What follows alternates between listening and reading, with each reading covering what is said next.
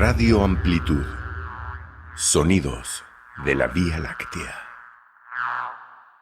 Amigas y amigos, bienvenidos a Radio Amplitud y su podcast número 3, Camino a la Cortina de Hierro, que son el capítulo 4 y el capítulo 5 de Memorias de Amor y de Guerra de Rafa Rosal, Paz y Paz.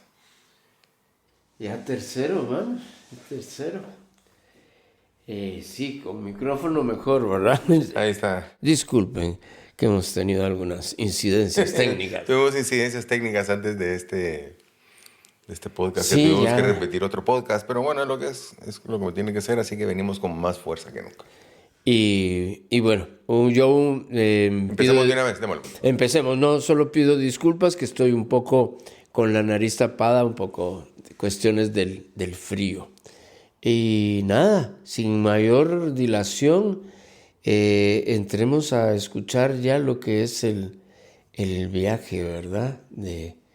El inicio del viaje de Álvaro. Exacto, el viaje a México, sobre todo, ¿verdad?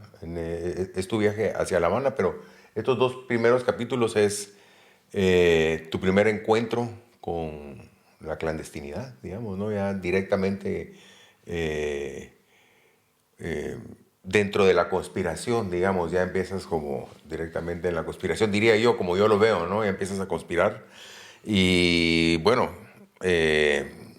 vamos a escuchar ahorita el capítulo 4 y 5 de Memorias de Amor y de Guerra, que pueden encontrarlo en su versión física en Amazon. El sonolibro, que se encuentra en 34 plataformas, incluidas Spotify, iTunes, Audible de Amazon y muchas otras, donde pueden ir a buscarlo y también regresar aquí y, bueno, acompañarnos con Rafa, que nos va a conversar cada capítulo, cada 2 capítulos. Tendremos aquí en Radio Amplitud para poder conversar cosas muy interesantes, interioridades de la guerra, digamos, desde el punto de vista de la vida de Álvaro, de Rafa y de la guerrilla, digamos, de lo que era la guerrilla en los 70s y 80s. Así que nos vemos en un rato después de escuchar el capítulo 4 y 5. Radio Amplitud. Sonidos de la Vía Láctea. Capítulo 4. Debí esperar a Esteban a las 10 en punto en la esquina del Pollo Campero de la 7ª Avenida de la Zona 9, muy cerca de la Plazuela España. Un Golf GTI rojo paró frente a mí. Esteban bajó la ventanilla y me ordenó subirme atrás. «Cerra los ojos», me dijo, y salimos disparados hacia el sur. La 7ª era entonces de doble vía. Una cuadra después volvió a parar. Alguien se subió y yo me corrí para darle lugar. La operación se repitió 2 veces más. Y ya con el carro lleno, Esteban bromeó diciendo que nos había dicho que cerráramos los ojos, no la boca. Igualmente seguimos callados. Luego de varias vueltas para desorientarnos, paró y escuchamos cómo se abría un portón que se cerraba luego de entrar. «Pueden abrir ya los ojos», nos dijo. Mi sorpresa fue grande cuando vi que entre los 4 que habíamos subido al carro se encontraba Sebastián, que de aquí en adelante será Pablo, y luego Chimael ya en la montaña. Adentro de la sala nos esperaban otros 3 compas naturales, como les decíamos a los compas indígenas, porque en muchos lados así se llamaban a sí mismos. Era Meme, Ricardo y Ovidio. Además estaba Nayo, de padres chinos, quien estaría al mando de la escuadra que iría a Cuba. Meme iría de segundo responsable. De mechos, caxlanes o ladinos, o sea, de gente de la ciudad, iríamos Pablo, Neto, Jaime, Nayo y yo, 8 en total. Viajaríamos en parejas. Mi pareja sería Neto, y la ruta de viaje sería la más complicada que se puedan imaginar por razones de seguridad. Un señor ya mayor, con sombrero campesino, fue quien nos abrió el portón, y que se presentó como el tío, acompañado siempre de una perra pastor alemán. Nos fue sirviendo Coca-Cola, mientras Esteban nos daba indicaciones para el viaje. Saldríamos en 3 semanas, una pareja al día. Viajaríamos todos primero por tierra a México, luego a Praga, unos haciendo escala en París, otros en Madrid y otros en Zúrich. Neto y yo iríamos vía Zúrich. Dentro de una semana nos darían el presupuesto necesario para el viaje. Los que no tuviéramos pasaporte tendríamos que sacarlo a la brevedad. En el caso de Pablo, Ovidio y yo tendríamos que tener cartas de autorización de nuestros padres para poder viajar solos, ya que éramos menores de edad. En el aeropuerto de Praga nos recogerían nuestros pasaportes y debíamos asegurarnos que no nos sellaran los pasaportes diciendo las palabras mágicas: "No check, no check". Nuestras dudas se irían aclarando en los próximos días. Teníamos el honor de ser la primera escuadra de combatientes de la organización en ir a Cuba. Éramos la vanguardia que abriría el camino para que cientos de compañeros pudieran viajar después de nosotros. De ahí que nuestro comportamiento y dedicación debían de ser ejemplares. El momento era realmente impresionante. Esteban nos hablaba con sencillez y precisión. A nadie le cabía duda de que estábamos realmente haciendo historia. Una historia silenciosa que debía terminar en el día de la victoria final. Pronto la habitación se llenó de una nube de humo de cigarro. Todos fumábamos mientras el tío iba vaciando los ceniceros. A Meme, Ricardo y Ovidio ya los conocía. Un mes antes me habían designado para que les mostrara los barrios de los ricos y las barriadas de los pobres. Así que los llevé a La Cañada y luego a Santa Fe. Caminando por la Avenida de las Américas, muy cerca de donde yo vivía, seguramente éramos un grupo llamativo. Yo les había dicho que si nos paraba la policía, dijéramos que eran trabajadores de la finca de mis papás y que me dejaran hablar a mí. Era realmente conmovedor ver sus caras al ver las mansiones de la gran ciudad. Meme, con sus 36 años, era de lejos el mayor del grupo. No podía dar crédito que existieran casas así. De pronto, se sintió un poco mareado y nos pidió que descansáramos en el parquecito de La Cañada. Bajamos al bosquecito y fue como ver a un pajarito recobrar el aliento luego de una travesía por el denso tráfico. Bajito, de bigotes cantinflescos y de una risa amplia que descubría sus dientes postizos. Meme había vivido toda su vida en la montaña, los últimos 2 como guerrillero. Ricardo me recordaba a Peter Pan. Creo que hasta las orejas tenía un poco puntiagudas. Era natural, pero había vivido bastante en la costa, trabajando en los ingenios azucareros. Trataba de ver todo aquello como normal, pero igualmente se sorprendió al ver tan cerca la panza de un jet aterrizando cuando recorrimos las callejuelas de Santa Fe con sus casas improvisadas.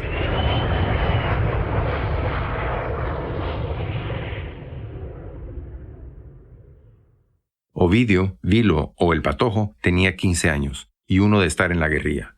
Cuba le sacaría esa timidez de encima y lo convertiría en un muchachón fuerte, risueño y buen combatiente. Esteban paró de hablar, se levantó y los demás hicimos lo mismo. Luego de los abrazos de rigor, volvimos al carro. Cerramos los ojos, el tío abrió el portón y repetimos la misma operación a la inversa. Me vi de nuevo solo en la misma esquina, pero sabiendo que Pablo acababa de bajar una cuadra antes. Me puse a caminar en su dirección, mientras él hacía lo mismo. De modo que nos encontramos a media cuadra aparentando un encuentro casual, pero hirviendo por dentro. Nuestros sueños infantiles estaban volviendo realidad. Lejos quedaban aquellos juegos de soldados y guerrilleros, donde los soldados eran chichicastes que nosotros abatíamos con nuestros machetes. Al día siguiente en la universidad, Fermín me pasó un sobre con una carta oficial de la Facultad de Antropología en Santiago de Cuba, informándome de que era acreedor de una beca de estudios completa y que debía de estar en La Habana antes del 15 de julio de 1978. «Estos papeles son apócrifos», me dijo mi papá. «Dime la verdad».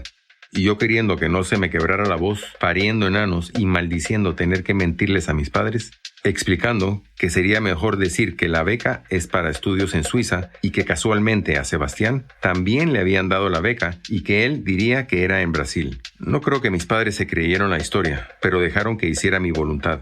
Me dieron la carta de autorización y así pude obtener mi primer pasaporte. Si fuera el guión de una película, diríamos que este fue el punto de quiebre, el punto que marcaría el resto de mi vida.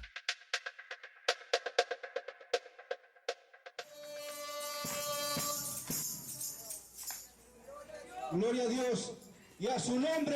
Lo primero era sacar el pasaporte. Migración quedaba en el sótano de un antiguo edificio frente al Parque Concordia, donde la vida siempre estaba en ebullición, y oradores espontáneos de todo tipo lanzaban a grito pelado sermones apocalípticos o diatribas contra el gobierno ante un público a veces atento y otros indiferente.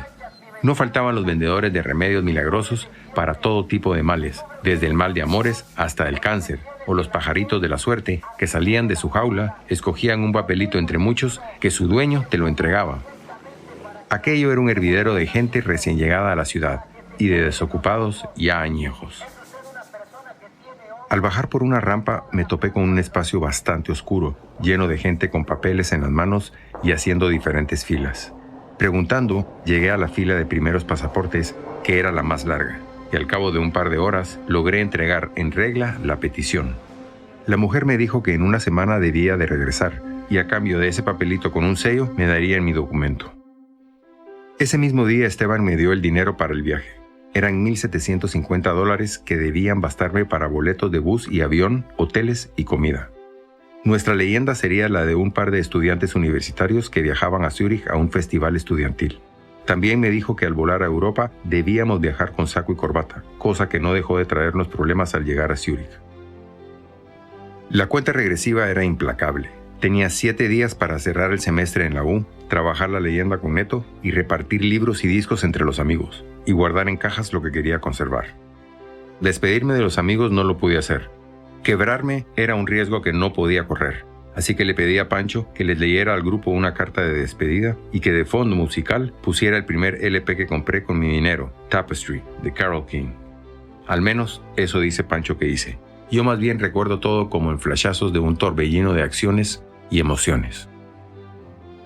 Hay cosas que no recuerdo haber hecho, pero no tengo motivos para pensar que me estén mintiendo. Lucía, una amiga del americano, me dijo 35 años después en Nottingham que yo le conté a ella y a su hermana que me iba a la guerra, cosa que iba en contra de todas las medidas de seguridad y de las orientaciones expresas de Esteban. En la vida clandestina, mientras menos cosas sepas es mejor para todos, y cada información que compartimos puede ser un riesgo tanto para el que la da como para el que la recibe. Sin querer, puse en riesgo a Lucía, quien siendo hija de un coronel represor, guardó mi secreto siempre. Pocos años después, tuvo que salir al exilio después del asesinato de su cuñado. Lo que sí recuerdo como si fuera ayer es estar en la sala de la casa de Lucy, mi noviecita, contándole que me iba a luchar por los pobres de Guatemala. La verdad es que siempre he sido un romántico perdido y no pude dejar de darle al momento que vivía un toque épico al que ella supo darle dramatismo cuando con lágrimas me decía: «Esa lucha no es su lucha». Tomé mi bicicleta, cual si fuera Rocinante dejándola atrás, como dejé atrás todo mi mundo. Me sentí encarnando algún héroe invencible. Batman, Superman, Flash Gordon y los Cuatro Fantásticos eran una pantufla en comparación mía. Con un nudo en la garganta, la dejé llorando y me fui a la U, sabiendo que Ramón sería esa única incorporación que necesitaba hacer antes de partir a la guerra. Ramón tenía esa madera de mártir convencido o rockero pragmático que podría garantizar la continuidad de la lucha en aquella escuela. Décadas después, nos encontraríamos sabiendo que no había lealtades que reivindicar más que sabernos fuera del círculo de corrupción e impunidad que caracteriza a la clase política de nuestro país. El potrillo rápido se siente potro, y el potro se siente ya garañón, y en ese momento yo era un Pegaso capaz de lo imposible, de lo nunca logrado, de prodigar justicia, amor e igualdad, cual ángel divino surgido de una ideología atea que me exigía sacrificio, entrega total, fidelidad ciega y a cambio me ofrecía el paraíso del cielo aquí en la tierra.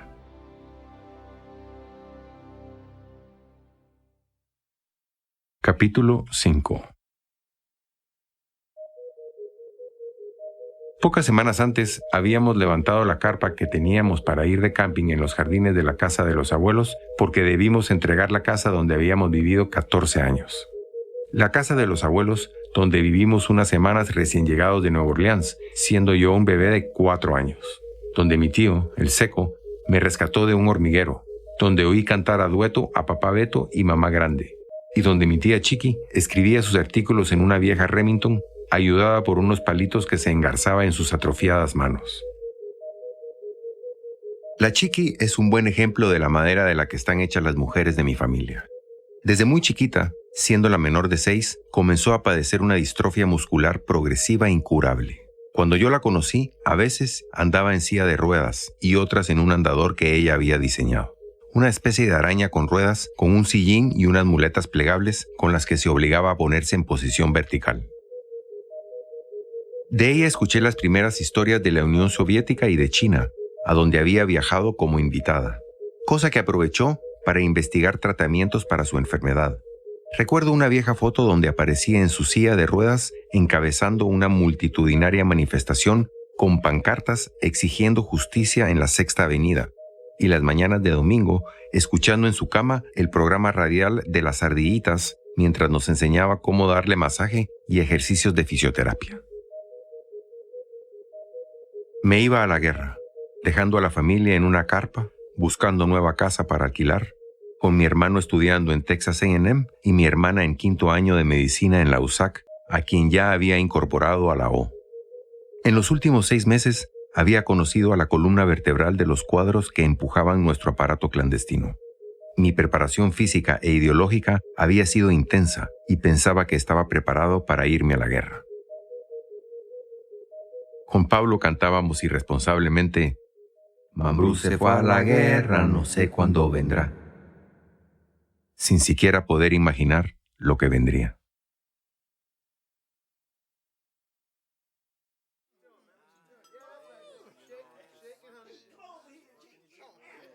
Pablo me prestó las llaves de una casita que tenían cerca del Mayan Golf en Villanueva, con vista al lago de Amatitlán, para despedirme de mi vida civil. Para ello, me había organizado con disciplina militar: el ramo de flores, la caja de chocolates, la botella de vino y la loción de moda, Brut 33. El objetivo: una morena compañera de la U que tras sus anteojos escondía una seductora mirada que hacía un par de meses había descubierto me dedicaba subrepticiamente en clase.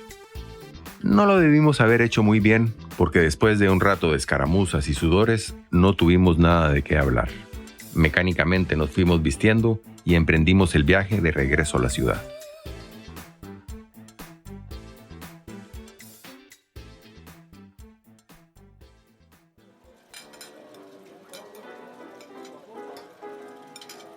La noche del 29 de junio de 1978 fuimos a cenar a un bonito restaurante en la zona comercial más exclusiva de la ciudad. Estábamos casi todos: mis papás, mi hermana, su novio y yo. A la madrugada siguiente debía tomar el bus al Distrito Federal de México. Todos queríamos parecer alegres, pero no podíamos. Me imagino que el espectro de la devastación estaba advirtiéndonos que esa era la última noche de una vida feliz, que después de generaciones de exilios, persecuciones y luchas, mis padres habían logrado construir para nosotros. Todo fue saliendo bien. Podríamos viajar a México el 30 de junio. Neto ya tenía pasaporte y era mayor de edad. Cuadrado de tórax y cuadrado de quijada. En ocasiones podía parecer Boogie, el aceitoso, y en otras el gorilón de los chistes de Archie. Tenía 24 años, medía 1,80 de estatura, parecía un jugador de fútbol americano y aspecto medio árabe, que quién sabe de qué combinaciones genéticas había heredado. Tenía esa seriedad que los clandestinos van adquiriendo con el tiempo y que se interrumpe cuando aflora un negro sentido del humor. Poseía una seguridad contagiosa y me alegraba que me hubiera tocado como pareja. Ya las parejas de Meme y Nayo, Jaime y Ovidio y Pablo y Richie debían haber llegado a México. Casi no dormí esa noche. La maleta, una enorme maleta sin rueditas, la tenía lista desde hacía 2 días. El despertador sonó a las 5 en punto. Mis padres se vistieron para irme a dejar.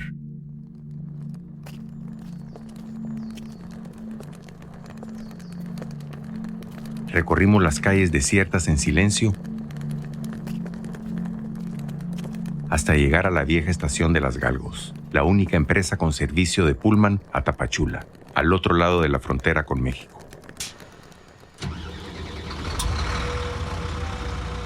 Ya por subir al autobús, mi madre, luego de 1000 consejos, insistió en escribir en mi librito de Mafalda la dirección y teléfono de mi primo Calobeto, quien se encontraba haciendo una maestría en el Distrito Federal. En medio de los últimos abrazos, vi cómo mi padre saludaba a los papás de Neto. Resultó que se conocían y no se veían desde sus tiempos universitarios, y daba la casualidad de que su hijo también había ganado una beca en la Isla de la Fantasía. Mi padre no dijo nada, pero me di cuenta de que eso le confirmó su certeza de que nos íbamos a preparar para una guerra que apenas estaba por comenzar. Subimos al autobús con los primeros rayos del día. Las calles comenzaban a llenarse de vehículos y en las salidas habían retenes de la policía. Era un día especial. Era la toma de posesión del nuevo presidente, el general Romeo Lucas García. Pasando Escuintla, encendimos el primer cigarro. Ninguno de los dos había querido iniciar conversación. Nos sentíamos acompañados, pero necesitando hablar con nosotros mismos. Despedirnos de ese yo que nos había acompañado hasta entonces y encarnar definitivamente a Neto y a Álvaro. En todo caso, sabíamos que no podíamos hablar de nuestras vidas personales y cualquiera en el bus podía ser una oreja del gobierno. Por la ventanilla desfilaban cerros, volcanes y montañas. La próxima vez que las mirara, las iba a estar caminando. La llegada a la frontera nos sorprendió a los dos.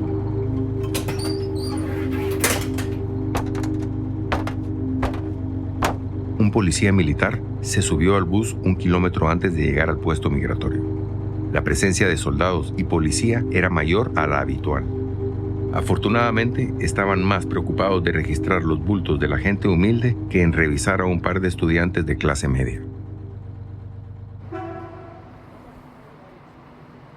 La terminal de autobuses en Tapachula parecía un aeropuerto en comparación con la de Guate. Salimos a estirar un poco las piernas y en búsqueda de un lugar barato para comer y brindar. Lo que nos costó fue decidirnos entre el montón de opciones.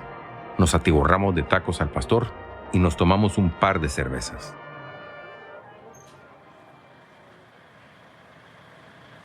Regresamos con tiempo suficiente para escoger nuestros asientos de fumadores, revisar nuestro equipaje y el cinturón oculto donde guardábamos nuestro dinero.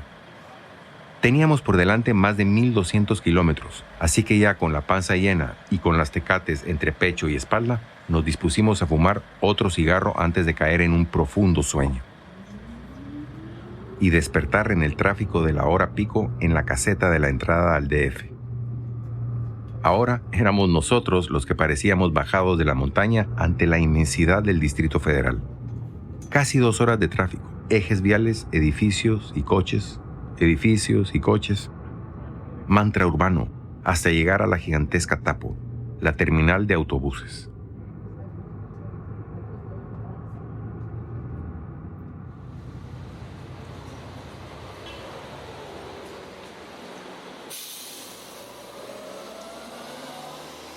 Llevábamos orientaciones precisas del hotel a donde debíamos alojarnos, muy cerca del Ángel de Insurgentes y Reforma.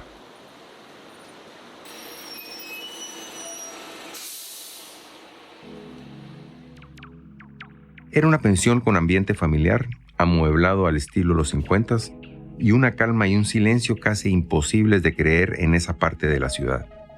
Las cosas nos estaban yendo con una precisión cronométrica. Teníamos tiempo suficiente para ir a una agencia de viajes a comprar los boletos de avión para llegar a Zúrich, almorzar como cavernícolas y hacer un buen reconocimiento de los alrededores del hotel. La precisión cronométrica se acabó cuando en la agencia de viajes nos aseguraron que debido a la temporada alta no tenían ningún espacio en ninguna línea aérea y que lo más pronto que podíamos viajar era dentro de 10 días en Sabena, la línea belga, volando Montreal, Bruselas, Zúrich. Verga. Los compas, evidentemente no con mucha más experiencia de viajes que nosotros, habían presupuestado 2 días de estancia en el DF. Compramos los boletos habiendo aprendido que cada día los precios subían estratosféricamente para nuestro exiguo presupuesto.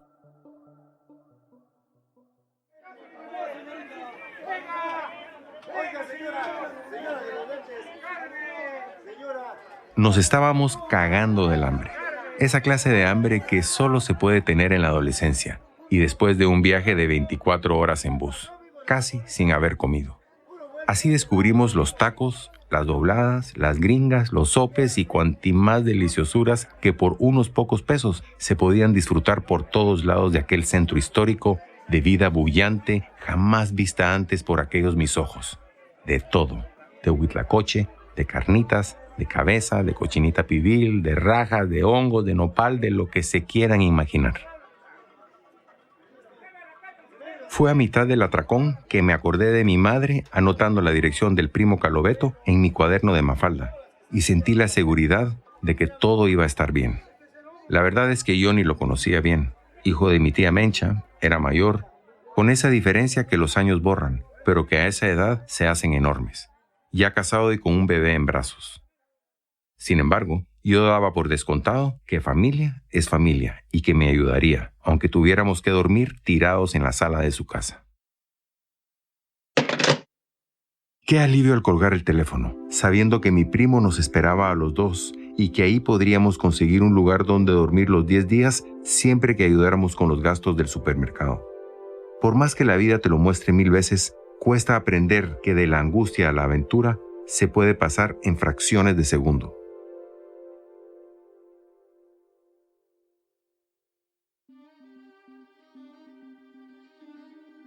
Les presenté a Neto a secas, con el que viajábamos a un encuentro de jóvenes comunistas en Praga y les conté el problema con los boletos.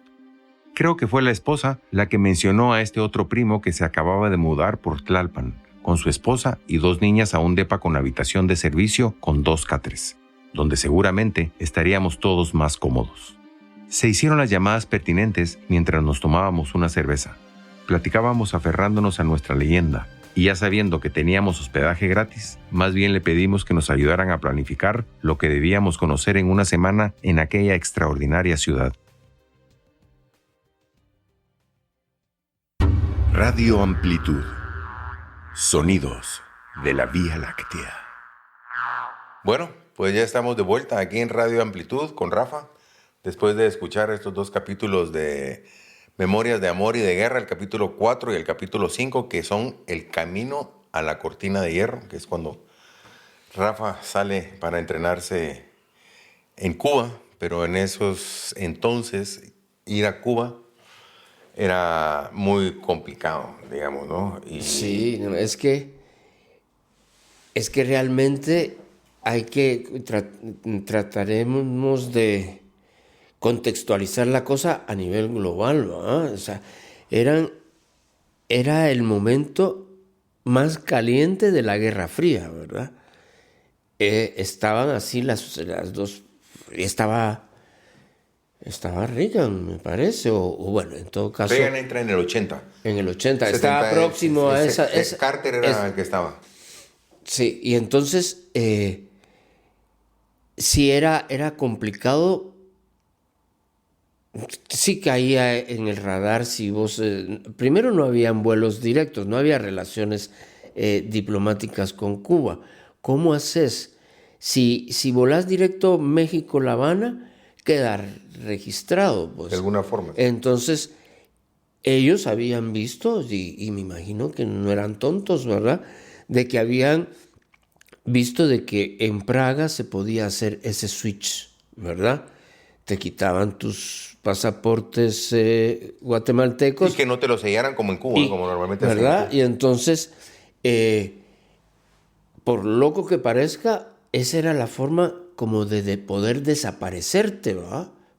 Y además para vos te tenías que ir de Guatemala a México para iniciar ese viaje, digamos, ¿no? Sí, sí. Y por tierra. ¿Por qué por tierra y no por avión, digamos? No lo sé, tal vez también para que la salida de Guatemala fuera lo más discreta posible, ¿verdad? Yo siguiendo orientaciones muy disciplinadamente, ¿verdad? Pero sí, tenés razón, ¿verdad? Ese es el punto de quiebre en la historia donde ya sabes de que no hay vuelta atrás, ¿verdad? A no ser que digas, no, fíjense que me estoy cagado del miedo, pero no era el caso, ¿verdad? Estábamos... Ya tenías 2 años de estar metido, digamos.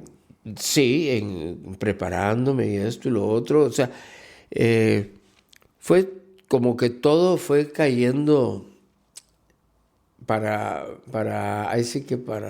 lo que fuera, no me gusta decir mi desgracia, ¿verdad? Porque lo vivido, bien vivido está, ¿verdad? Pero para que se dieran las condiciones para que justamente a mí, en ese contexto social, con ese historial familiar, qué sé yo, viniera y le dijera a Esteban, sí, vos, me voy, ¿verdad? Entonces, ya ahí pues es cuando ya te dan plata, ¿verdad? Te dan una plata. ¿Y de dónde venía esa plata? Pues fíjate que ahí es donde yo digo, pues tendría que venir de Cuba, ¿verdad? Pero yo tampoco creo que a los cubanos les sobraran los dólares, ¿verdad? Así es que ¿Donaciones de personas o secuestros o no? Porque dicen todavía que, todavía no estaban activos, ¿no? dicen piensa mal y acertarás, ¿verdad? Si ya sabes que tenés que ir a Moscú para ir a La Habana, pues puede ser que sea de Moscú que manden el dinerito, ¿ah? Digo yo. Y eran, me recuerdo así clavado, 1,750 dólares En efectivo. en efectivo. Pues, otra vez, ¿verdad? El mundo aquel era el mundo analógico, nada de tarjetas de crédito, ni de débito, ni nada. Traveler checks lo más. Traveler checks, y ahí solo si llevabas realmente mucha ficha, ¿verdad? Mucho dinero.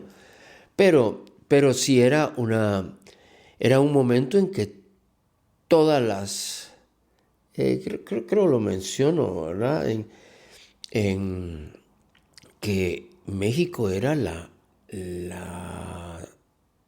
¿cómo se dice? La sede de la CIA o la oficina de la CIA más grande fuera de Langley en Estados Unidos, pues, porque además en México estaban todos los subversivos del planeta, ¿verdad?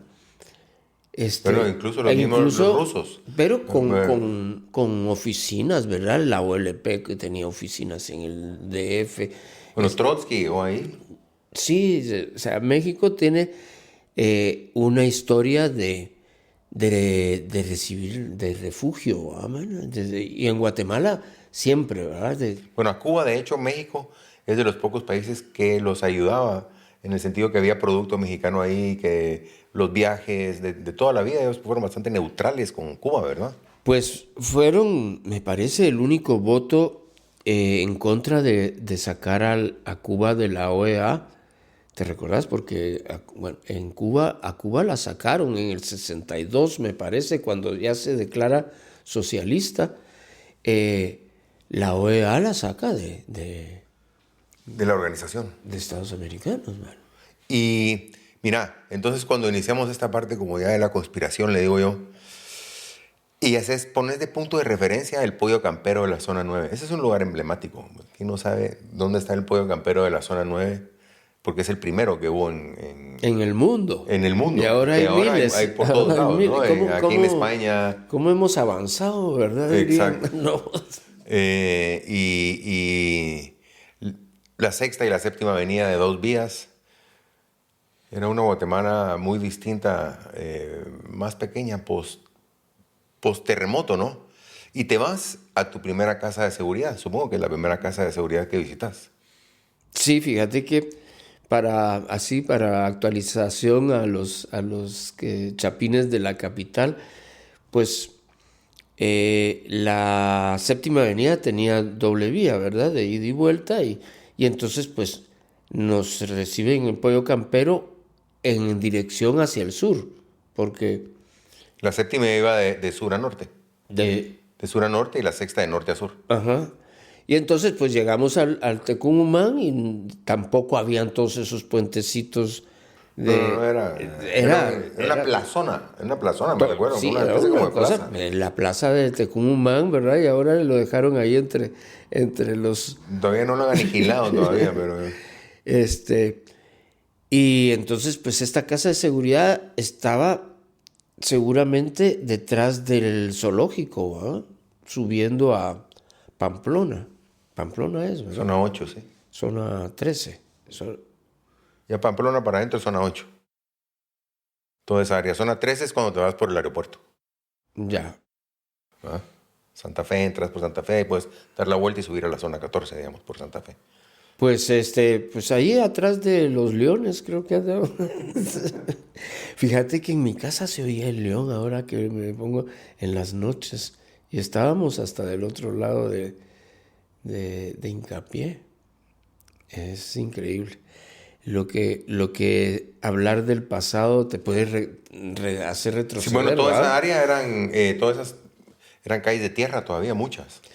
Y en mi barrio todavía ahí habían algunos manzanas que no se habían vendido ni lotificado y habían cafetales, mano. O sea, sí ha pasado el tiempo, ¿va? Pero bueno, sí, como decíamos, es el momento en el que para mí ya es estar de full a tiempo completo en la conspiración, ¿verdad? Bueno, hay una cosa que me llama la atención y voy un poco también a lo que era mi viejo. Digamos, yo leí una carta y no solo me hubiera dicho, mira, esto es apócrifo, y ahí lo deja, digamos, como diciendo, esto no sirve, pero andate de todas maneras. A mí me hubiera llevado con la persona que había escrito esa carta, hubiera hecho todo. Tu viejo era muy cómplice tuyo, o sea, sabía exactamente lo que hacías y no te puso muchos peros, ¿no? Pues yo no sé si agradecerle o recriminarle eso, ¿ah? Porque de repente sí los jóvenes podemos cometer errores, ¿verdad? Errores estratégicos en nuestra vida. Pues yo sé que yo hubiera sido un médico brillante, ¿verdad? Pero la vida me llevó por otro lado, ¿verdad? Y ya para qué me pongo a pensar en eso, ¿ah? Pero es que cuando lo que decíamos, ¿verdad? Cuando ya fue un hecho, ya no hay marcha atrás, ¿verdad? O sea, si mi abuela tuviera ruedas sería bicicleta y fue lo que fue, ¿verdad? Y si mi abuela tuviera huevos sería mi abuelo, decía. Con todo el arrepentimiento o con todo el orgullo o con toda la vergüenza, ¿verdad? Que significa haber estado y ser en una pequeñísima parte responsable de lo que fue la guerra en Guatemala, ¿verdad? Y digamos, esta es digamos, la segunda etapa, se podría decir, de la guerrilla en Guatemala. La primera es la del 59, 60. 60, sí. ¿Puedes hablarnos un poco de esto para que la gente tenga un poco de referencia sobre esta primera guerrilla? Pues es que ahí es donde surge lo que yo le llamo la condición bastarda de la guerrilla guatemalteca, ¿verdad? Porque nace del ejército, del mismo al que quiere destruir, ¿verdad? Algo así como, ¿cómo decía aquella canción? Papá, te voy a matar, mamá, te quiero... Doors, The End. Sí, this is the end, ¿no? Pues son dos oficiales subtenientes del ejército, John Sosa y Turcios Lima, que en Guatemala son legendarios, ¿verdad? De todo lo que fue la primera guerrilla en la Sierra de las Minas, en el oriente del país, ¿verdad? Pero ahí fue designado para luchar contra esta guerrilla el que entonces creo que era coronel Manuel José Arana, ¿o cómo es que es? Arana Osorio. Arana Osorio, ¿verdad? Más conocido como el Chacal de Oriente. Y fue el autor de tal vez el primer genocidio, si no reconocen el que fue multitudinario de Occidente, el de Oriente fue más pequeño. Más una masacre, más pero que sí, ¿no? Pero sí hubo casos de aldeas en donde sacaban a los hombres y los fusilaban enfrente de las mujeres de la aldea, pues, o sea, eso sí pasó en Oriente. Sí. Bueno, las historias que contaban eran que si a los hombres con armas, a las mujeres creo que eran con cuchillo y a los niños contra los árboles, creo que los mataban. Y bueno, también tiraron napalm en la Sierra de las Minas, ¿verdad? De zonas donde ya no volvió a crecer nada. Ahí tengo el déjà vu de yo caminando justamente con mi cuate del austriaco, Sebastián, en mulas, mano, en la finca nuestra, ¿verdad? Y un viejito que nos iba jalando los burritos nos decía, estos fueron los lugares donde estaban los muchachos, ¿verdad? muchachos. Los muchachos, eran las cuevas y lugares donde estaban la guerrilla, ¿verdad? Esta de los 60, digamos que La primera guerrilla. Porque ustedes estaban justamente muy cerca de... Nosotros estábamos chavitos, ¿verdad? Y muy cerca de la Sierra de las Minas, ¿no? No, en parte de la finca era la Sierra de las Minas, pues. Entonces sí. Y ellos dos eran cadetes, digamos, de... que lo habían era el estudiado ejército, en Fort... pero del ejército, digamos, de Arbenz, ¿verdad? No, estamos hablando ya después de...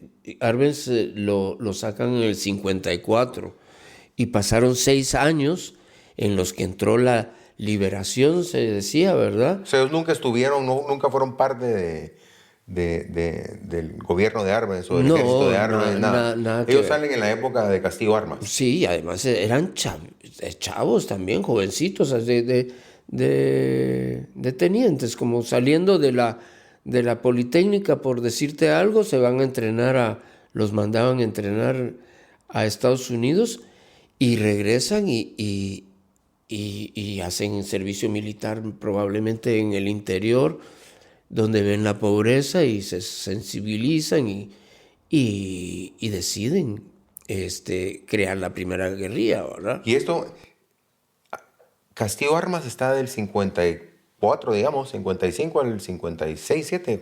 Sí, a Castillo Armas no sé cuánto duró, pero duró muy poco, muy mano. poco. Se lo quebraron, Y después ¿verdad? entra, llega... no tengo recuerdo De el ahí nombre. será ya Peralta Zurdia y... Ahorita no lo tengo claro. Es ahí donde Turcios Lima y John Sosa estarían... incluso Castillo Armas. Sí. Bueno, Sí. la esposa de Castillo Armas llegó a ver a mi mamá cuando yo nací, porque de ahí una larga historia. Castillo Armas se quedó en la casa de mi abuela. Cuando él iba a entrar, ¿verdad? Cuando entró necesitaba una casa que quedara cerca del Palacio Nacional. ¡Qué amistades vos! Pues te estoy contando, ¿me entendés? Te estoy contando por qué, de dónde viene mi interés por todo esto, de todas las historias que nosotros escuchábamos. ¿Vamos? Sí, es que cuando muchas veces cuando hablamos estamos como del lado opuesto del espejo, amor, por decirle de alguna manera. Cuando vos lo viviste muy a lo interno de la extrema derecha, Pues como te lo decías. estoy contando, o sea, él estuvo buscando casas cerca del Palacio Nacional y llegó a la casa y estaba mi abuela. Y por supuesto, mi abuela era medio alemana, digamos, mitad alemana. O un poco más porque su abuelo, bueno, por ahí estaba la cosa. La cosa es que estaban buscando una casa y mi abuela así como, sí, no tenga pena. Y se salió de la casa con mi mamá y sus hijos. Literal, se fue a vivir, no, ahorita no me recuerdo dónde se fueron a vivir y ellos se quedaron muy agradecidos. De ese gesto. Exacto, y cuando nacimos nosotros, yo al menos y mi hermana, ¿cómo se llamaba la señora? No me recuerdo, nos llegó a ver. La esposa de Castillo. La esposa de Castillo Armas llegó a ver a mi mamá al hospital. Mira, pues... Entonces... Ya era la viuda de Castillo. Ya yo me imagino porque eso fue el 66. Sí, pues sí, ya era la viuda. Ya era la viuda, sí, porque se habían quedado muy agradecidos, no sé, ¿me entendés? O sea, cuestiones que yo había... Cuando yo tuve conciencia, pues obviamente eran historias de la familia. Pero sí, interesante, porque te digo, por momentos hay momentos en que concordamos en muchas cosas, vos de un lado, yo del otro, literal, vamos, porque también mi papá era azucarero y estuvo asesorando a Ríos Montt. Sí, ¿no? Y te digo, una tía que se las daba, y mi tía preferida, querida, bueno, todas las quiero, pero que era de patria o muerte para todo y realmente muy pro revolución cubana, ella votó por Democracia Cristiana y por Ríos Montt, ¿verdad? En cambio, mi familia era más del Partido Revolucionario, que era ya no me recuerdo. Sí, extraño lo que le pasó a ese personaje Ríos Montt, porque de eso pasó a... Sí, ¿no? Una cosa tremenda. Parecía algo así como un militar realmente con sensibilidad social, ¿verdad? Y habrá quienes lo reivindiquen, que era tanto el amor a su patria que vio necesario realizar un genocidio, ¿verdad? Es increíble cómo en un territorio tan chico Guatemala recoge las contradicciones casi como del continente, ¿verdad?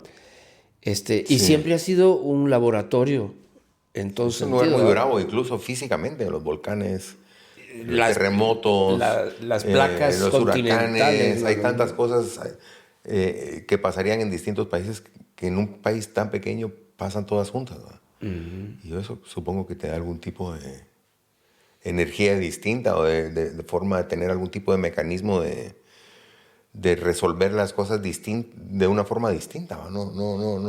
Yo no sé, a mí no- me gusta cuando tiembla, te diré. O sea, no es que es como un adrenalinazo, ¿ah? O sea, Bueno, sí, te recuerda de que venimos de una tierra que está muy viva, ¿va? Sí. Y con todas esas contradicciones y odios tan añejos, ¿verdad? Porque hay gente que sí, como que ha ido guardando durante generaciones, qué sé yo, los resentimientos, ¿verdad? De los dos lados, ¿no? Sí, seguramente, ¿verdad? Sí. Y yo me recuerdo mi madre en algún momento decía ni perdón ni olvido, hermano, así como... Además, creo que lo hemos hablado muchas veces, el humor negro nuestro de los chapines, ¿va? Y creo que tu historia, lo platicamos, hay momentos en que tiene humor, pero es como un humor medio negro, como cosas Y a mí que a mí me encantan del humor chapín, digamos, que crecemos riéndonos de las cosas más horrendas. Porque un poco es un mecanismo también de no volverte esquizofrénico, ¿va? O qué sé yo, de enfermarte del todo en una sociedad donde ves descuartizados desde niños, ves muertos, te estás metiendo entre hoyos para que no te caigan las balas. Pero sí, ahora que escucharte, ¿verdad? Y después porque este es un trabajo que nos ha llevado 2 años con Giacomo, ¿verdad?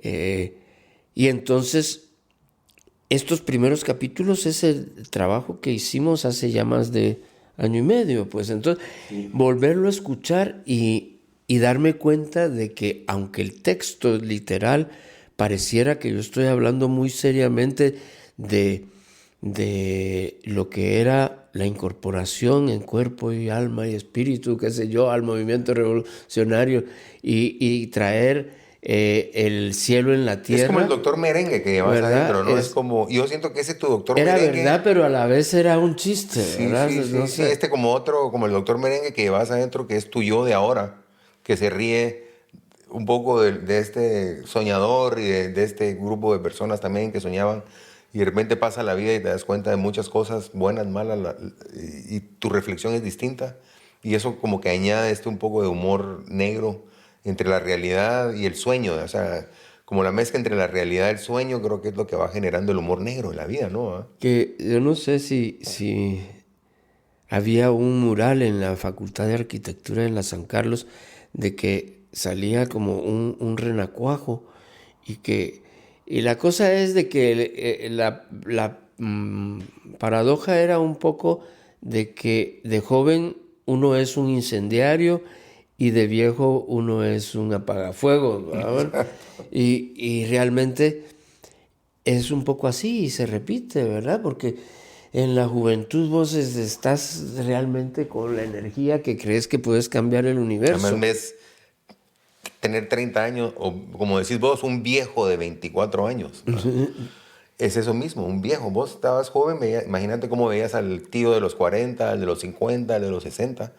Por supuesto, me queda tanto tiempo que me puedo arriesgar, ¿verdad? Pero uno que ya estás contando un poco entre las décadas y los años, cuánto me va a quedar, cuánto me estoy cuidando, y me voy a ir a la guerra, no sé si es lo que yo quiero hacer, no está en mi... No está ahorita. Exacto. Pero es que además, si fuera así como te lo quieren pintar, ¿verdad? Porque el militar siempre ha querido cubrir el hecho básico de su razón de existir, que es matar, ¿verdad? Siempre lo ha querido cubrir con el honor, ¿verdad? Y el honor militar, y que si la chingada, y que si antes, y por eso antes las guerras napoleónicas, y en esa, era una línea de acá y otra acá, y ahí lo que se daban era ejército contra ejército, ¿verdad? Y es justamente en la Segunda Guerra Mundial donde ya el objetivo es todo, o sea, y a matar a la población civil del enemigo, ¿eh? Y aquellos bombardeos sobre Alemania, que no me digan que tampoco, que fueron un genocidio también, ¿verdad? Por parte de los aliados. Si aquí todos tenemos cola que nos pisa, la guerra, ¿no? ¿verdad? O sea, la lógica esa es a la que yo siempre quiero, como que se me viene, ¿verdad? Y es... Pero tuve que vivir una guerra para poderlo entender, ¿verdad? Qué triste, ¿va? Y ojalá pudiera... Es lo que te digo que es lo que hace tu humor negro, pues. O sea, es el sueño y tu realidad. O sea, cómo mezclas eso. Y yo creo que está bien por momentos. Es eso cuando en Guatemala es así como me estoy riendo de esto. Es medio raro estarme riendo cosas que no me debería reír. Pero es como una forma a todo nivel. Yo lo he visto en todas las clases sociales, pues. No es una cosa de un cierto grupo, ¿no? O sea, todos sobrevivimos en el mismo lugar. Y bueno, yo siempre ando preguntándote cosas así entre la clandestinidad y ¿puedes explicarnos, porque tengo otra pregunta después, qué es el aparato clandestino? Cuando hablas tú de que ya te estabas aprendiendo el aparato clandestino, estabas entrando a poderte ir ya al viaje. Sí, digamos que, creo que casi literalmente que en los 2 años anteriores había logrado conocer la columna vertebral del movimiento por lo menos de lo que era ORPA, ¿va? Y eso ya yo me daba cuenta de que ya teníamos compas en la montaña. ¿Pero ahí era la O o era ORPA? ¿O todavía era O? La O, si ORPA es hasta después. Hasta después, Exacto. ya cuando abrimos oficialmente hostilidades y ¿Qué estás en ¿verdad? Ahorita estamos todavía en que somos la O, nos dicen los fraternos porque nos andamos abrazando a cada rato. Y la guerrilla light, digamos. Y un poco la guerrilla light. Y yo sí creo que fue... ya no voy a seguir cuestionando. Definitivamente la guerra fue... No podría decir un error, pero porque fue inevitable, pero no fue, demostró que no es el camino, ¿verdad? Eso no lo voy a seguir repitiendo. Pero sí había en esta espina vertebral diferentes especialidades, ¿verdad? Había gente que hacía trabajo diplomático, como mis viejos. Había gente, ya teníamos gente en la montaña, porque yo ya había conocido a Meme, Vilo y Richie, ¿verdad? 3 personajes que los 3 están muertos, ¿verdad? Qué cosa. De esa escuadra de las 4, y no sé si aquí puede decirse que es spoiler, ¿verdad? Pero de esos 8, solo 3 estamos vivos. No voy a decir quiénes. Increíble. Además, vos sos también un milagro, pues. O sea, hubieran situaciones en las que deberías haber muerto y que poco a poco pues, las vamos a ir contando a través de los podcasts. Pero no fue como que no estuviste cerca, estuviste muy cerca. Solo fue como que había una mano que te sacaba y te ponía en otro lado. Sí, manos. Es que eso de ser sobreviviente, cuando te das cuenta de que no es solo una palabra, ¿verdad? Sino que casi como que puedes decir, y esta vez, y esta otra vez, y bueno, esta vamos otra a ir vez, enumerándolas en el ¿verdad? camino, ¿verdad? No debería de haber yo sobrevivido, ¿ah? Y pues aquí estamos, ¿verdad? Tratando de que no tuviera que pasar esto nunca más, ¿verdad? Pero cada vez hay más guerras en este mundo. Y el que te fue a recoger, el que iba y estaba como encargado, no sé si de los comandos o no sé, en la ciudad, era hijo de un militar, ¿verdad? Sabían, entre la guerrilla, hijos de militares. Esteban era un personaje y era de muy buen humor, siempre estaba. Y sí, yo muchos años después me enteré que era hijo de un coronel, ¿verdad? Y en esos momentos en los que yo lo conocí, era el jefe del Frente Urbano de Orpa.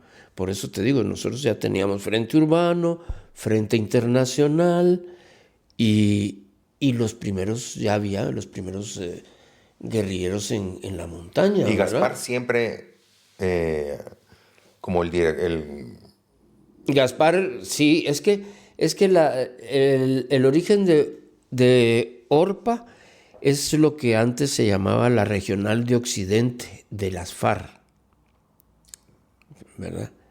Entonces, nosotros, o Gaspar, ¿verdad? Era, ¿por qué las FARC? No sé si venga al caso explicar todo esto, ¿verdad? Porque las FARC era el brazo armado del PGT, Ok. ¿verdad? Se va teniendo todo. Eso era originalmente, así fue, ¿verdad? El Partido Guatemalteco del Trabajo crea a las FARC como su Brazo armado. brazo armado, ¿verdad? Pero de ahí, como suele suceder con la izquierda y con los chapines sobre todo, pues nos peleamos y entonces el PGT por su cuenta y las FARC por su cuenta y yo mantengo. Y por allá había un frente guerrillero muy chiquitito que más que frente guerrillero parecían bandoleros que andaban vestidos como cowboys de feria en feria, ¿verdad, mano? Es un poco el humor negro, pues. No, pero eso era así, y había llegado a ese punto, ¿verdad? Y mandan a Gaspar como parte, yo no sé ni por qué, pero mandan, porque Gaspar ya había hecho en el primer intento de formación guerrillera, que es lo que se llamó la guerrilla del Concuá, había estado él ya involucrado, lo agarran preso y solo porque era hijo del Premio Nobel. del premio Nobel, ¿verdad? Es que lo liberan y lo sacan a México, ¿verdad? Pero esa es otra historia. Pero en esta que te digo es que ya mandan a Gaspar a la Regional de Occidente a poner orden, digamos, Ya. y eso en el Tajumulco, fíjate, en un campamento que después yo conocí, que se llamó El Filtro, porque en El Filtro Era como un campamento grande, ¿no? Donde había mucha gente. no, nunca. Bueno, 100, pero no, menos. No, imagínate, era las FARC después de los vergazos de Zacapa.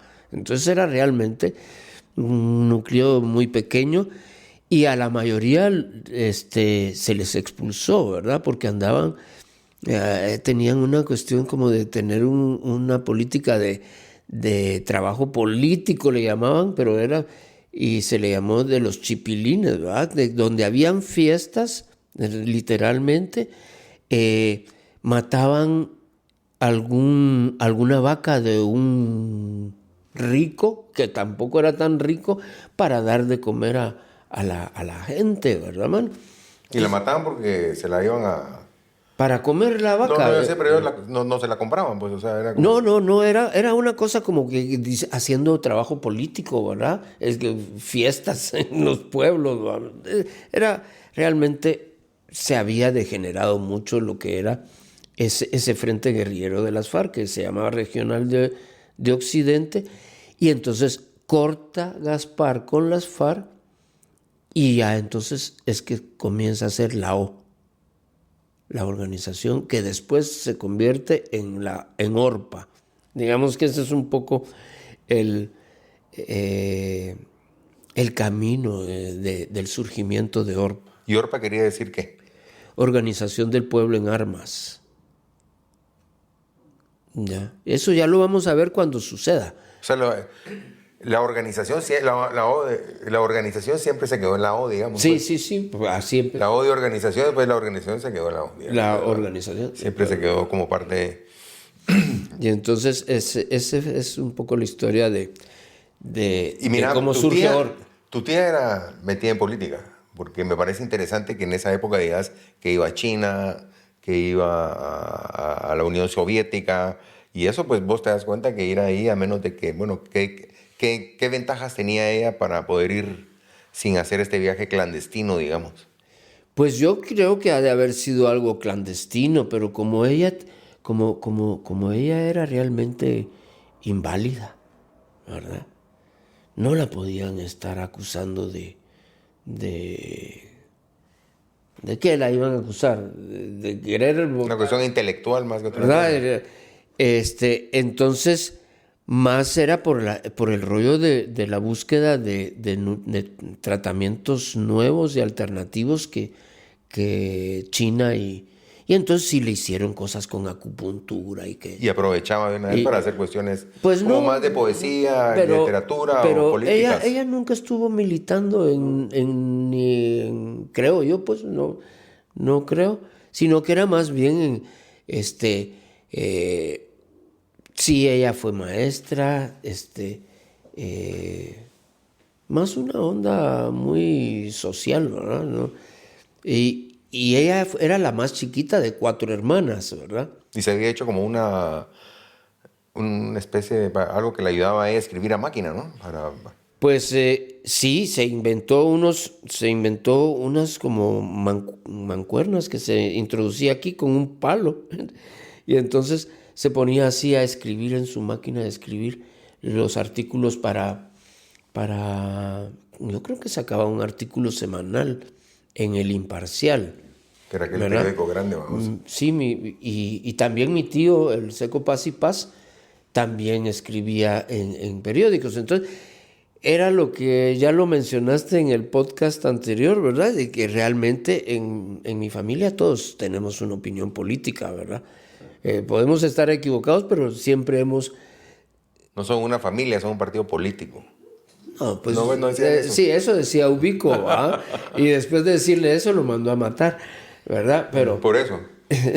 Por ser un partido político, no una familia. Pero, sí, y mis otras tías también. Mi tía Elena, más ella, un poco como vos, ¿verdad? Ella se volvió pintora y fue más en el rollo... Como resistencia, como digamos. en el rollo plástico, ¿verdad? El arte como resistencia. Pero digamos, sí, a ella le tocó que le secuestraran a mi tío Juan José Hurtado, ¿verdad? Mi vecino, ¿verdad? Sí, que era tu vecino. Bueno, puedo decir, literalmente. sin que ¿verdad? nos conociéramos, yo quería ser como el primo, como Álvaro, tu primo, por la razón de que él se llama Álvaro. Tu primo ya estaba en la universidad y yo jugaba carritos. Y él salía en moto con el pelo largo, bro, y decía, "Bro, así quiero ser cuando sea grande". Y después salía tu prima, que era la amiga de Igor, que era linda. Bueno, yo me recordaba eso de niño. Yo tenía 7 años. El personaje de la ópera de Igor. Exacto, ¿verdad? 9 años. Y después salía ella y era linda. Y yo era así como, qué linda. Yo no sabía ni cómo se llamaba. Yo jugaba carritos ahí. Y después resultó, bueno, o sea, que desde pequeños en algún momento nos hemos de haber visto o cruzado. Yo seguramente sí te vi ahí jugando carritos justamente en el Redondel o algo así. Y hacía como, había tierrita y todo así, ahí los caminos y los camiones. Como un patojo travieso, ¿va? Subiéndose a las paredes, no sé. Y nos metíamos al barranco. Y mi papá me decía, ahí está la guerrilla, te los van a matar. Había un barranco ahí en Vista Hermosa. ¿No? Sí, yo bajé a ese barranco. Y enfrente vivía el señor Faz, que era un catalán, que era peluquero. Tenía un salón de señoras. Y tenía también su hija, era linda, la Judy Faz. Era como una modelo, pues. Pero todos éramos niños. Yo estaba ahí, pues... Los canchitos. Exacto. Los canchitos. Y en algún momento, obviamente, nos vimos y... Sí, muy interesante porque cuando yo iba a la casa de tus tíos y entraba... Mira, y los orejas en esa época, ¿cómo era la cuestión de los orejas? ¿Cómo la trataban ustedes dentro de la guerrilla, digamos, o dentro del aparato allá, dentro de la ciudad? Porque no sabías si podía ser un chiclero, si era un chofer, si era el que te limpiaba los zapatos. Pues es que está la cuestión de que era la época en que toda la gente, todos los ejércitos se entrenaban en la Escuela de las Américas o en Fort North, ¿verdad? Y entonces había una escuela de contrainsurgencia, pues, en los que siempre pues hay que tratar de aniquilar al movimiento subversivo en sus inicios, ¿verdad? Y hay ¿Y cómo haces eso? Con inteligencia, si entre los estudiantes hay una efervescencia estudiantil, pues metes ahí un infiltrado de que Se va a pasar por ellos. que diga que sea el más revolucionario que todos y te puedes infiltrar. O sea, y en ese sentido, en Guatemala, como bien decimos, que las paredes oyen, es porque es el chiclero, es porque puede ser incluso tus propios sirvientes, por decir algo, ¿ah? Que sean agentes de la G2, ¿verdad? De la inteligencia militar y por céntimos, por dádivas, ¿verdad? Que si a los... Ahora me recordé del señor presidente, ¿verdad? Y todos los pordioseros del Portal del Comercio. Ahí habían delatores, ¿verdad? De gente que miraba y entonces es algo que Guatemala no es algo nuevo, ¿verdad? Está en la literatura de Guatemala, como siempre, en esa cosa de divide y vencerás, ¿verdad? De tratar de dar dádivas y para poder conseguir. Y como sabes que de alguna manera sos una dictadura, pues lo que tenés que hacer es controlar, ¿verdad? Exacto. Control, control, control, control, control. Y así son todas las dictaduras del signo ideológico que sean, ¿verdad? Bueno, ¿te recordás los jeeps, aquellos Toyota Land Cruiser, donde iba la judicial? Sí, hay de las pocas imágenes que se conservan, ¿verdad?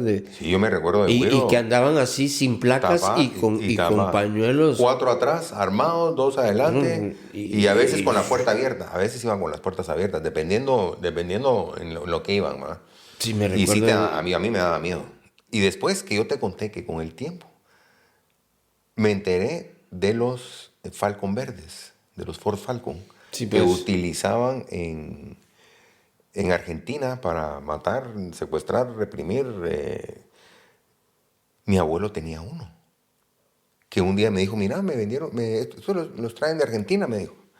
Y los dan buenísimos precios, están súper baratos. Ya le quitamos la sangre Y yo no sabía nada. Después haciendo un documental No, de no. Pérez Esquivel para Peace Jam, que es una fundación con la que he trabajado mucho haciendo documentales. Te estoy hablando, esto fue en los 80s probablemente. Y él me lo estaba contando como un gran negocio, no como que había comprado un gran carro, porque era un carro viejo y no era muy bonito, te digo la verdad, ¿verdad? Y fue cuando hice el documental que me puse a leer y me puse a hacer más investigación sobre los Falcon Verdes, porque sí me quedé un poco frío, pues, vamos. Porque además, yo anduve con mi abuela en ese carro de arriba para abajo y no sabes qué pasó allá adentro. Y es que ¿Vos habías oído sobre eso en Guatemala, sobre algún otro Falcon Verde? pues no los verdes, ¿verdad? Pero Podían bueno, pintarlos. yo no solo así, sino que había Mira, ahorita que lo decís, disculpa. el papá de un amigo que tenía un Falcon y era coronel, ¿va? Y Exacto, era entonces te digo que va- a mi abuelo le han de haber dicho, ¿lo quiere verde o de otro color? Si lo quiere de otro color, y mi abuelo que era más codo, ¿me entendés? Le haber dicho, dámelo verde, ¿me entendés? Y han de haber habido Falcons que los han de haber pintado, por eso te preguntaba. Sí. No, este incluso creo que tenían dos, uno azul y uno verde, una cosa así. No, pero imagínate de eso que hablábamos, ¿verdad? De que había una conciencia continental de los ejércitos que crearon sus organismos de defensa latinoamericanos, ¿verdad? Regionales, que se pasaban toda la inteligencia, mano. O sea,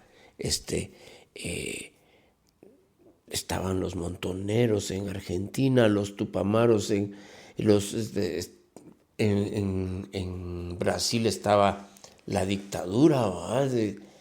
Y sí, en todos lados estaba. Bueno, y la CIA igual, tenía mucha gente metida, digamos, un tío de mi esposa era de la CIA. Y lo sé porque mi papá me contó. Además, mi papá le encantaba jugar ajedrez, era muy bueno. Y ese señor también. Y dice, aquí estuvo, ¿va? Y sí, ese brother es de la CIA, me dijo, y me estuvo a preguntar cosas, porque mi papá como era de política y todo eso, lo conocía muy bien. Le habían dicho a la embajada americana que ellos sabían más cosas de él que él mismo, fíjate vos, en la época, imagínate cómo era eso. Y mira, bueno, aquí ya... Es que era la Guerra Fría en su máximo esplendor, Bueno, ¿verdad? había una lista de los que fumábamos mota, brother, en la embajada americana. Y de repente alguien llegaba y te decía, vos estás en la lista, ya la vi. Fíjate. Lo que pasa es que mi mejor amigo era el que su papá había fundado la DEA, era un americano. Entonces yo realmente, como me dijo aquel, no te preocupes, no va a pasar nada. Sí, y que de motero a guerrillero. Bueno, en lo que vos eras guerrillero, lo que yo te decía, nosotros, en lo que usted estaba en la montaña, nosotros estábamos ahí en la ciudad fumando, pues. Vamos. Pero fíjate ahora que cómo se enlazan las ideas, ¿verdad? Dentro de todo lo que eran las campañas contrainsurgentes de nuestros ejércitos, ¿verdad? Pero en específico el de Guatemala, se comenzó a sembrar mucha amapola en las faldas de los volcanes, ¿verdad? Y sobre todo de Tacaná y Tajumulco, justamente para neutralizar, porque decían, es mejor un amapolero Que un guerrillero. que tener que matar a un guerrillero. Entonces... Bonito refrán, vos, o sea, está bastante conveniente también. No, pero ese comenzó a ser una política de fomentar... No, me imagino de su política. fomentar la cuestión de Amapola, no balas. De la amapola. Bueno, después las balas las trae la amapola igual. Bueno, y se dice de que Guatemala produce el 25% o produjo en algún momento de su historia el 25% de la pasta básica de caballo, ¿no? En esos tiempos, ¿no? Habrá sido en esos tiempos en los Pues que sí, usaban esa excusa. seguramente, si te digo que era así, pero yo creo que ya más después después de que ya como campañas de consolidación, después de lo que fue el periodo 80-83, que fue el del genocidio, ¿verdad? Ya como, ya después que ¿cómo? Consolidar la pacificación, ¿va? Bueno, pero se entró ya todo el proceso de paz y todo eso, pero eso sí, ya es irnos demasiado hacia adelante de la historia, ¿verdad? Y bueno, y aquí ya empieza el viaje, vamos, te subís al bus, yo sí quiero regresar un poquito a esa noche anterior y esa mañana, vamos, porque esa cena con tus papás era casi como una última cena, no la veías vos así. Es probable que me vaya a la guerra, no los vuelva a ver, me muera, puede ser la última vez que los vea.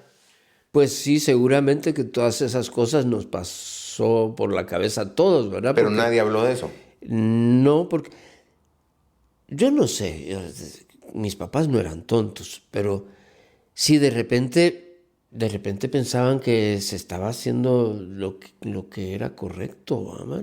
También. Pero no se hablaba, no era una... Pues tan estaban pensando eso que después se incorporaron, ¿va? Pero fue después. Pero también porque los amenazaron. O sea, había una cuestión que ya no... Con la misma situación te va llevando... Sí, spoiler. Pero bueno, la cuestión es que sí había un ambiente de tristeza, ¿verdad? Pero me imagino que mi mamá habrá dicho, si de todos modos se va a ir, pues despidámoslo, ¿va? Y habían abierto, ya no me recuerdo, pero sí era un restaurante bonito de ahí de la zona 10. ¿No te recuerdas por dónde estaba? No sé, mano, Sí, porque ahí no existía la zona viva todavía. No, pues fíjate que tal vez no era zona 10, tal vez era zona 9, un nice. El Nice, sí. La casa de mis abuelos, donde estaba Tacomex, cerca Avenida de Tacomex. Montúfar y Quinta Avenida. Ahí está, nice. ¿Verdad? Sí, y adelante estaba el Tacomex y la casa al lado de ese centro comercial era la de mis abuelos. Mira, pues. Donde estaba el Falcón Verde. Pues ahí, en ese restaurante fíjate que lo acababan. Nice para comer bien. Lo acababan de abrir, ¿verdad? Y entonces, pues, vamos a ver qué tal es esa cosa. Lo acababan de abrir. En todo caso, sí se sentía, y mi hermano estaba en Texas A&M estudiando. Y mi hermana ya la dejaba yo incorporada. Así es que para no romper ahí... Y cuando decís incorporada, porque también hablas de alguien que incorporas en la universidad antes de irte. Sí, ¿Y eso era como algo que tenías que hacer? ¿Tenías que dejar a alguien incorporado antes de irte? ¿O fue una cuestión personal tuya? No, pues yo creo que sí, en el sonolibro lo cuento, ¿verdad? De que yo cuando me gradué de bachiller y me tocaba estudiar, yo me iba a meter a estudiar medicina, ¿verdad? Pero los compas me dijeron, no, vos en medicina no te va a dar tiempo. Mejor métete a la facultad de historia porque ahí no tenemos compas. Entonces, Sí, eso sí está ahí. Está ahí, ¿verdad? Entonces yo me metí ya con la misión de dejar incorporado a alguien en la escuela de historia, ¿verdad? Fíjate que esa era mi misión, ¿verdad? Yo creo que no te hubiera caído mal estar en medicina, fíjate. Porque además eso, en la montaña te ayuda de alguna forma, saber por lo menos recetar algo, saber que, no sé, ¿no? Pero ya yo venía... Más que historia, digamos. Ya venía yo de estar con tus papás médicos, ¿verdad? Pero eso tampoco te hace médico, ¿verdad? Y la facultad de medicina fue de las facultades que más subversivos dio. Sí, muy choteadas, como decimos. Sí, mano. Ahí todos sacaron raja porque se supone, pues, de que un médico entra por esa necesidad de ayuda al prójimo, ¿no? Ahora entrarán porque dicen que es buen negocio y ya entran más... pensando en ser cirujanos plásticos. Exacto. No jodas.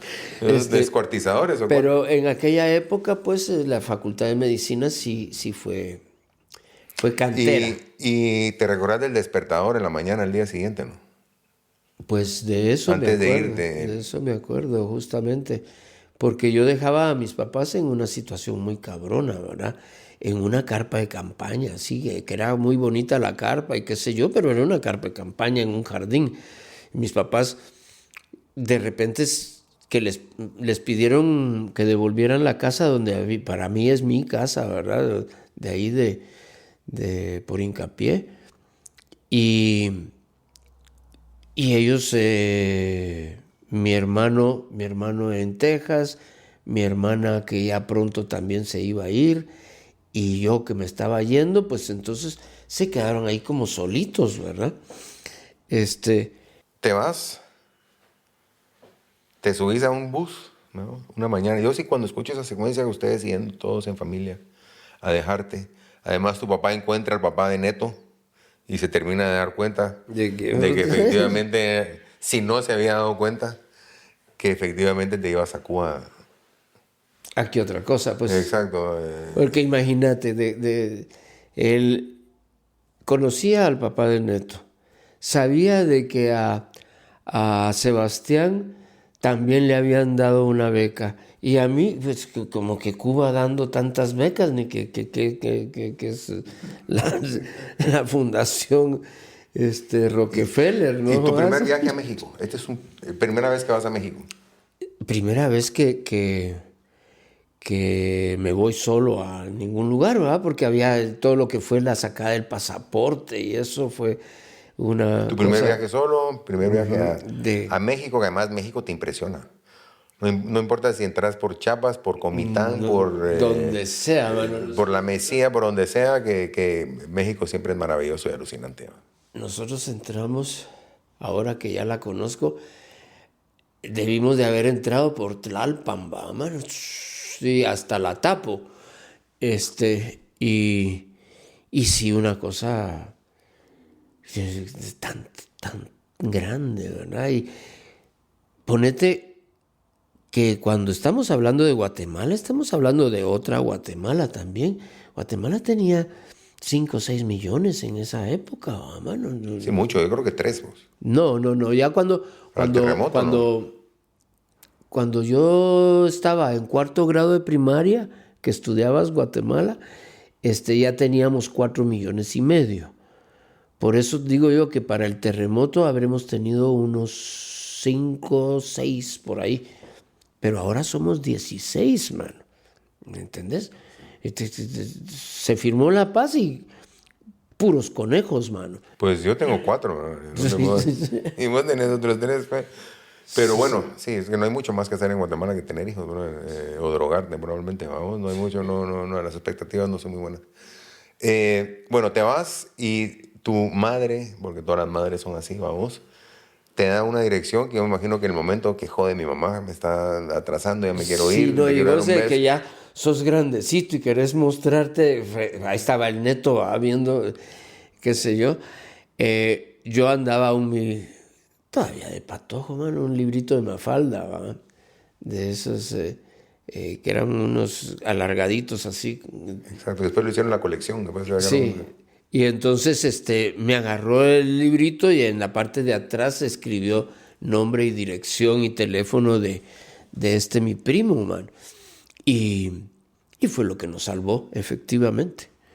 Lo que nos salvó el viaje. Porque ustedes creían que llegaban, compraban el pasaje y nos vamos. Pero, ¿Y qué hubiéramos además es hecho? el DF, pues. ¿Comer mierda o para que nos Bueno, sí, llamas a alargar tu el mamá y dinero? te da. Bueno, llamas a tu mamá y te da, pero. Que entre estar bien y estar con limitación, pues estuvimos bien, ¿verdad? Exacto. Y decís que se van a otra casa. Donde tu primo, de ahí se van a otro lado, ¿no? ¿Dónde? Sí, porque había otro primo que ese sí yo no conocía, que justamente como que estaban recién llegando a México también a estudiar y tenían una casa que tenía cuarto de servicio y entonces los cuartos de servicio tienen entrada y salida independiente y podíamos nosotros tener nuestras llaves. no moleste la servidumbre. Y vamos pues a conocer México. Mano, es increíble esa ciudad. Yo amo México. Además, después viví 5 años en México. Pues. Sí, México es alucinante. Pues bueno, hemos llegado al final, ya le dimos un poco de vuelta. Ya los aburrimos, ¿verdad? Y estén pendientes a nuestro siguiente podcast, que será el podcast 4 de los capítulos 6 y 7, que se va a llamar México, La Habana, vía Moscú. Y nosotros, pues bueno, ya hemos llegado al final de este podcast, que se llama Camino a la Cortina de Hierro, que son Camino a la Cortina de Hierro, que son el capítulo 4 y 5 del libro Memorias de Amor y de Guerra, de Rafael Rosal, Paz y Paz. Y bueno, nosotros nos Y que despedimos. lo podemos obtener en Bueno, el sonolibro, ¿verdad? El Sí, sonolibro yo- lo podemos obtener prácticamente en todas las plataformas donde haya podcast, ¿verdad? audiolibros son más o menos 34 lugares distintos. Entre ellos está iTunes, está Audible de Amazon, en fin, Spotify. Y en nuestro próximo programa, los esperamos en el próximo podcast, que será nuestro podcast 4, que es México, La Habana, vía Moscú. Buenísimo, no se lo pueden perder. Radio Amplitud. Sonidos de la Vía Láctea.